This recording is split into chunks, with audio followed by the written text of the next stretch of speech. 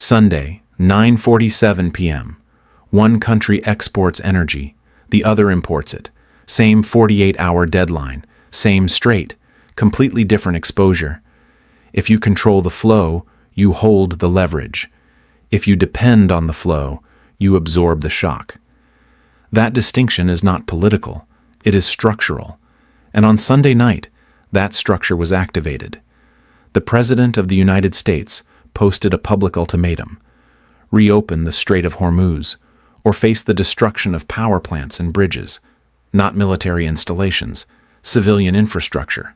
The U.S. Energy Information Administration 2023 documented that approximately 20% of global oil supply moves through that single choke point daily. This changes the balance. Within hours, Iran responded, not with missiles, with law.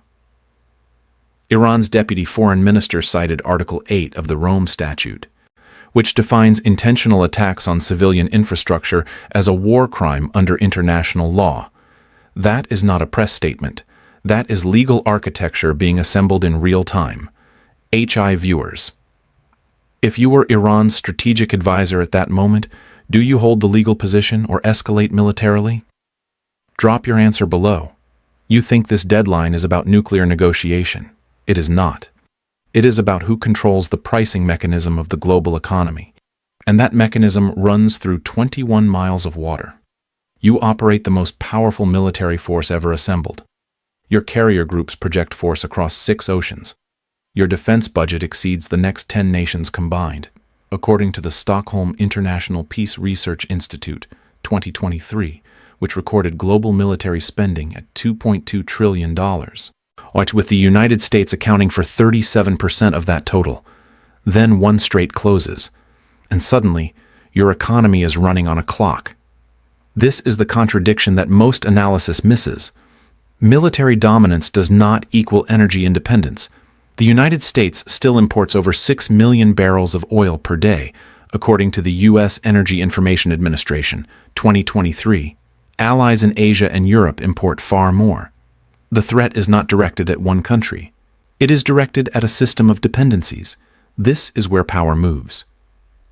You do one of two things. Option A. You accept that military action near Hormuz risks triggering energy market disruption so severe it weakens the domestic economies you are trying to protect. Option B. You escalate anyway, betting that speed of strike limits Iranian retaliation. Both paths carry costs that no press briefing will price for you. You think this is about deterrence. It is not. It is about economic leverage disguised as military posturing, and leverage, once deployed, does not wait for permission. Targeting a power plant is not the same as targeting a missile battery. Most people believe war is fought against armies. According to the International Committee of the Red Cross, 2022, the majority of casualties in modern conflict are civilians, not combatants. Infrastructure strikes account for a disproportionate share of that outcome because systems collapse in sequence, not in isolation.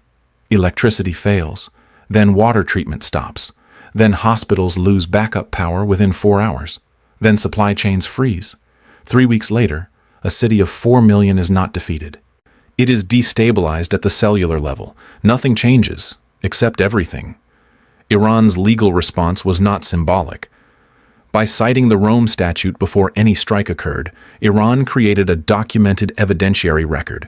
If the United States acts, Iran does not need to win the military exchange. It needs to win the legal and economic narrative long enough to fracture alliance consensus in Europe and Asia. That is a different kind of warfare, and it is already underway. You think this is about infrastructure? It is not. It is about the sequence of collapse that infrastructure controls. And that sequence is already mapped. Iran does not need to sink a carrier. It needs to make the insurance cost of moving one prohibitive. Lloyd's of London, 2023, reported that war risk insurance premiums in active conflict zones can increase by over 300% during periods of escalation. Shipping companies do not wait for government orders. They wait for actuarial tables. When the tables shift, the ships stop moving. When the ships stop moving, the oil stops flowing before a single missile is launched. This changes the balance. You do one of two things. Option A. You dismiss the legal citation as diplomatic theater, and proceed with the threatened strike timeline. Option B. You recognize that Iran has already begun constructing a multi-layered response that does not require a single military engagement to generate global economic consequences. Option B has documented historical precedent. Option A has not been wargamed to its third-order effects. By the end of the month, if the strait remains closed, the International Monetary Fund 2023 projected that a sustained 10% increase in oil prices raises global inflation by up to 0.4%. That number reaches grocery prices in Lagos, Jakarta, and Bogota within 6 weeks. You think this is about Iran? It is not. It is about who pays the cost of this confrontation, and the answer is not the two countries named in the headline. Energy is not a commodity in this conflict. It is the weapon. A 10% increase in oil prices transfers over $100 billion annually from importing nations to exporting states, according to the International Energy Agency 2023 Global Oil Market Report. That transfer does not require a war, it requires sustained uncertainty. And uncertainty is now priced into every futures contract trading on the London and New York exchanges. This is where power moves. The Food and Agriculture Organization, 2022, documented a direct correlation between fuel cost increases and food price inflation across low-income countries. When shipping costs rise, grain transport rises. When grain transport rises, bread prices rise. When bread prices rise in countries where food represents 40% of household income, the political consequences are not delayed. They are immediate. 5 years later, historians will not describe this moment as a military standoff. They will describe it as the year energy became the primary instrument of geopolitical coercion, and the moment when the countries that controlled its flow separated permanently from the countries that consumed it.